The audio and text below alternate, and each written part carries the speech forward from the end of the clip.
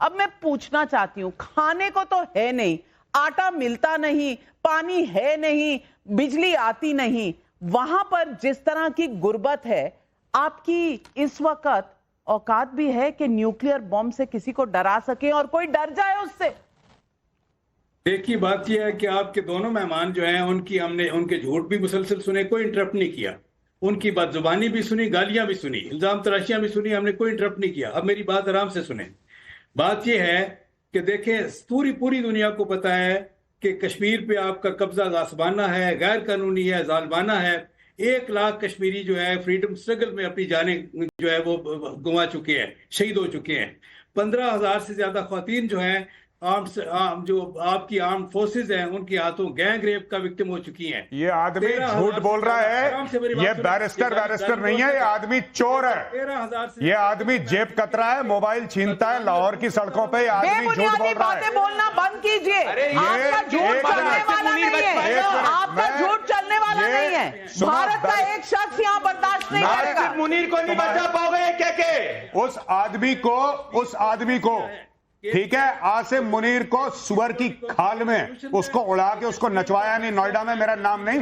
तुम लोग क्या बात करते हो, झूठ बोलते हो। मुसलमान मुल्क तुम्हारे मुंह पे नहीं थूकते। मुसलमान मुल्क, किंगडम ऑफ सऊदी अरेबिया जहां पे मक्का और मदीना है, उसने बोला कि नहीं देना इनको वीजा। चोर के बच्चे हैं ये, जहां जाते हैं जेब कतरी करते हैं, जहां जाते हैं भीख मांगते हैं। मना कर दिया, सऊदी अरेबिया ने मना कर दिया, कतर ने मना कर दिया, यूएई ने मना कर दिया, फिर ये गए अपने भाई भिखारी के पास, बांग्लादेश के पास कि यार सुनो, तुम कुछ हमें दे नहीं सकते, कम से कम कश्मीर का नाम तो ले लो।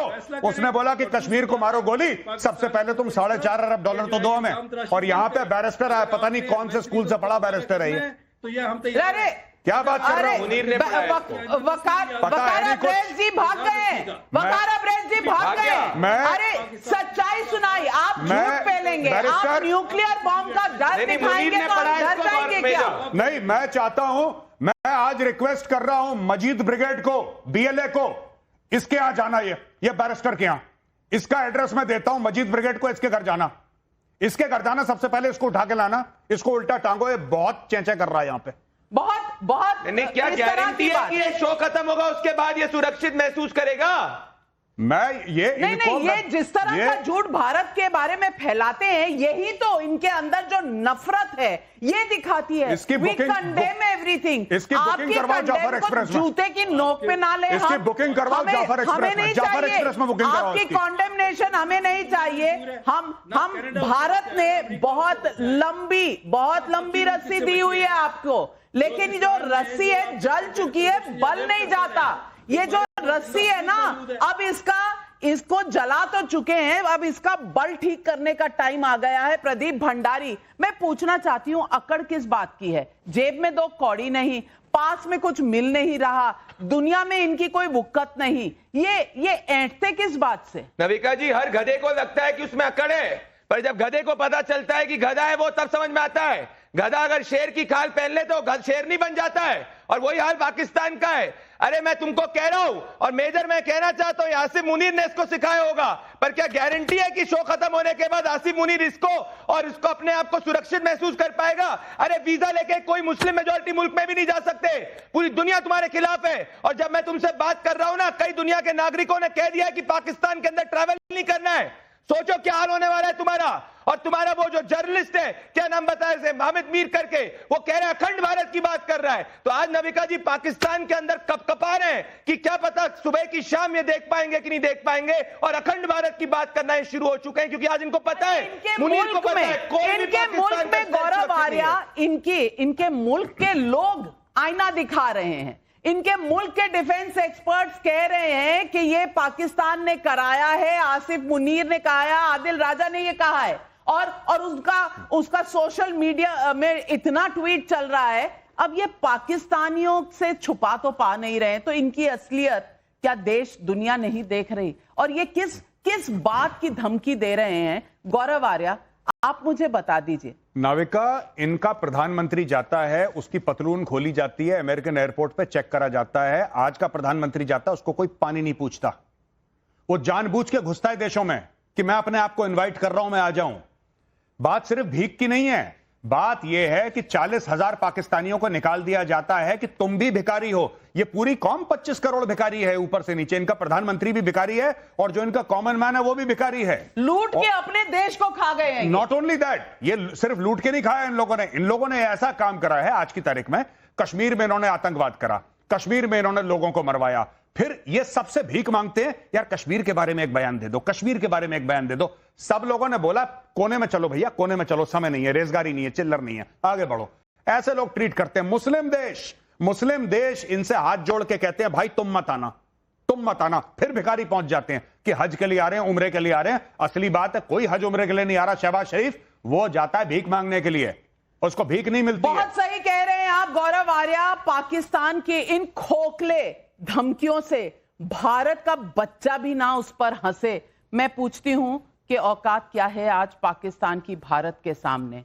लेकिन आतंकवाद करोगे तो भाई सीना चौड़ा है और बंदूक में गोलियां भी भरी हुई हैं। आज फैसला होकर रहेगा और याद तरोताजा कर लीजिए। ये तस्वीरें हैं 1971 की। ना याद हो तो कारगिल का युद्ध याद कर लीजिए, ना याद हो तो ये जो आपको अपने अस्त्र डालने पड़े थे और सारे 90,000 वहां पर कैद हो गए थे, प्रिजनर्स ऑफ वॉर, वो याद कर लीजिए। भारत ने हमेशा दिखाया है कि हम बहुत लंबी रस्सी देते हैं, लेकिन अब रस्सी भी जलेगी, बल भी जाएगा।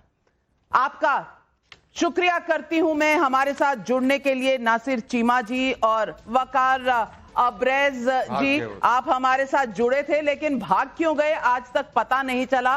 लेकिन पाकिस्तान को टाटा कहते हुए बुलाऊंगी आज हमारे देश में जो सबसे बड़ा सवाल है, और सबसे बड़ा सवाल आज देश में यही है, और सवाल ये पब्लिक पूछ रही है, आतंक के धर्म युद्ध को जस्टिफाई करने की कोशिश क्यों हो रही है? कौन कर रहा है? कौन कह रहा है कि आतंक का धर्म नहीं होता? धर्म था ना, पूछा था ना, कलमा पढ़ना आता है, हिंदू हो या मुसलमान। पहलगाम में जो हुआ उसके बाद आतंक का धर्म नहीं है ये कहने वाली फौज अब बस कर।